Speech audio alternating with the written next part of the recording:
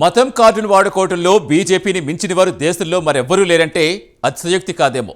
ఇటీవల ముగిసిన లోక్సభ ఎన్నికల్లో ఉత్తరప్రదేశ్లో భారీ ఎత్తున సీట్లు కోల్పోయింది కాషాయ పార్టీ. దీంతో మోదీ సర్కార్ కేంద్రంలో సొంతంగా ప్రభుత్వం ఏర్పాటు చేయలేకపోయింది, మైనార్టీలో పడింది. ఇక విధి లేక ఇటు చంద్రబాబు అటు నితీష్ కుమార్ మద్దతుతో ప్రభుత్వాన్ని బలవంతంగా లాగాల్సిన పరిస్థితి. తాజాగా యూపీలో మొత్తం 10 అసెంబ్లీ స్థానాలకు ఎన్నికలు జరగనున్నాయి. దీంతో యోగి కాస్త కొత్త నినాదం ఎత్తుకున్నారు. బంగ్లాదేశ్లో హిందువుల ప్రాణాలు ప్రమాదంలో పడ్డాయని పెద్ద ఎత్తున ప్రచారం చేస్తున్నారు. మరి ఈ నినాదం యూపీ ఉప ఎన్నికల్లో బీజేపీ కలిసొస్తుందా లేదా? ప్రత్యేక కథనంలో మరింత సమాచారం తెలుసుకుందాం.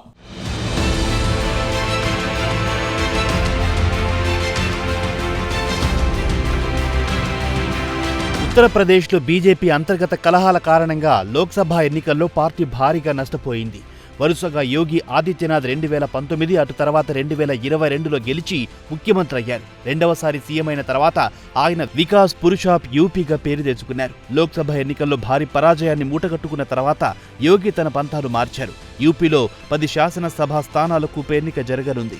ఇటీవల కాలంలో సమాజ్వాదీ పార్టీ క్రమంగా పుంజుకుంటోంది. ఇక అఖిలేష్ యాదవ్ పార్టీ సమాజ్వాదీ పార్టీకి గట్టి సవాల్ ఇవ్వాలంటే కొత్త నినాదాన్ని తెరపైకి తేవాల్సి ఉంటుంది. రామ్ మందిర్ నినాదం పాతబడిపోయింది. ఇక కొత్త నినాదం విషయానికొస్తే ఆయన హిందీలో బంగ్లాదేశ్ మే హిందూన్ కా జాన్ ఖత్రే మే హై అంటూ మరోమారు మతం కార్డు తీసుకొచ్చి కోల్పోయిన పార్టీ ప్రతిష్టను తిరిగి తన ఖాతాలో వేసుకోవాలని చూస్తున్నారు.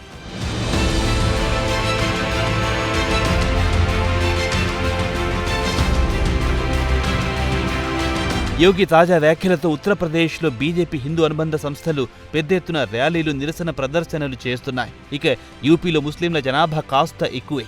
అక్కడి పరిస్థితి ఇక్కడ కూడా రావాలనుకుంటున్నారా అని యోగి ప్రశ్నిస్తున్నారు. అలాంటి తప్పు ఇక్కడ జరగదు. విడిపోతే చెడిపోతాం, కలిసికట్టుగా ఉంటే మనమే వారిని చంపొచ్చు. దానికి మనమంతా ఐక్యమత్యంగా ఉండాల్సిందేనని ఆదిత్యనాథ్ ఆగ్రాలో ఈ నెల 26న ఓ చిన్నపాటి సదస్సులో మాట్లాడుతూ పిలుపునిచ్చారు. మధురాలో జరిగిన ఈవెంట్లో ఆయన ప్రతిపక్షాలపై మండిపడ్డారు. బంగ్లాదేశ్లో హిందువులపై అత్యాచారం జరుగుతుంటే ప్రతిపక్షాలు మౌనం దాల్చాయి. వారి ఓటు బ్యాంకు దెబ్బతింటుందనే నోరు మూసుకుని ప్రేక్షక పాత్ర వహిస్తున్నారని మండిపడ్డారు.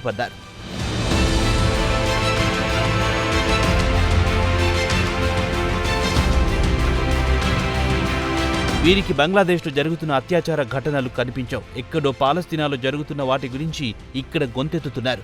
బంగ్లాదేశ్లో హిందువుల దేవాలయాలు ధ్వంసం చేస్తుంటే ఏ ఒక్క రాజకీయ పార్టీ స్పందించదు. తమ ఓటు బ్యాంకు రాజకీయ ప్రయోజనాల కోసమే వీరు మౌనవ్రతం దాలుస్తున్నారు. మన తొలి ప్రాధాన్యం మాత్రం దేశమని కార్యకర్తలను ఉత్సాహపరుస్తున్నారు. బంగ్లాదేశ్లో 90% హిందువుల దేశం నుంచి పారిపోవలసిన పరిస్థితి ఏర్పడింది. నోరు కట్టేసుకున్న ఈ రాజకీయ పార్టీలకు అక్కడ ఓటు బ్యాంకు లేదు కాబట్టి స్పందించడం లేదు. బాధితులు హిందువులు. కష్టాల్లో ఉన్న మన హిందూ సోదరులకు అండగా ఉండాల్సిన బాధ్యత మనదే కదా అని యోగి ప్రశ్నిస్తున్నారు.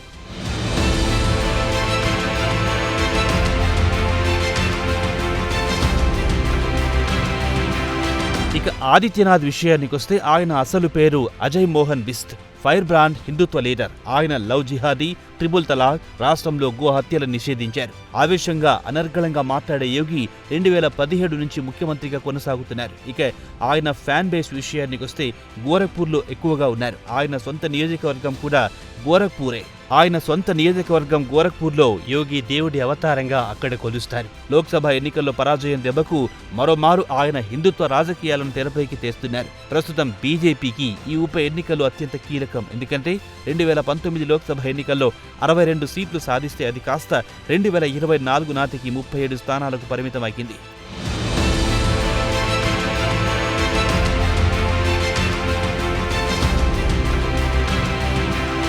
ఇక అసలు విషయానికొస్తే ఉత్తరప్రదేశ్లో ఎన్నికల తేదీని ఎన్నికల కమిషన్ ఇప్పటి వరకు ప్రకటించలేదు. అయినా బీజేపీ, సమాజ్వాదీ పార్టీలు, కాంగ్రెస్ పార్టీలు అప్పుడే ప్రచారం మొదలెట్టేశాయి.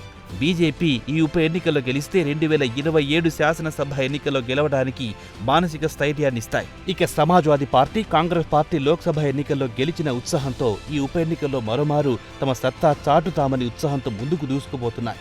ఇదిలా ఉండగా ఎన్నికలు జరగాల్సి ఉన్న ఉప ఎన్నికల నియోజకవర్గాల విషయానికొస్తే అవి ఇలా ఉన్నాయి. కర్హాల్, మికిల్పూర్, ఖతేరి, కుండార్కి, ఘజియాబాద్, ఖైర్, మీరాపూర్, ఫూల్పూర్, హాజహవాన్, సిసాము నియోజకవర్గాలున్నాయి.